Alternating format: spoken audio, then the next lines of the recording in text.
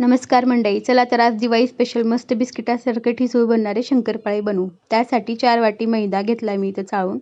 लगेचच 2 वाटी साखर पण चाळून घ्यायची.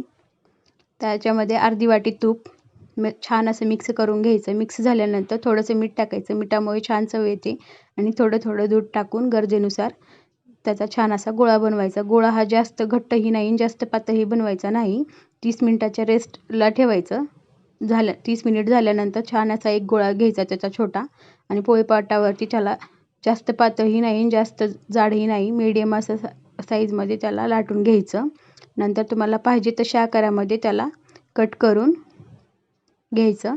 छान असं बघू शकता. मग त्याला मंद आचेवर गॅसवरती मस्तपैकी तेलामध्ये तळून घ्यायचं. मीडियम फ्लेमवर तळल्यामुळे त्याला छान असे लेयर सुटतात. अशा प्रकारे माझी शंकरपाळे रेडी आहेत. व्हिडिओ आवडल्यास लाईक, फॉलो, सबस्क्राईब करायला विसरू नका. बाय.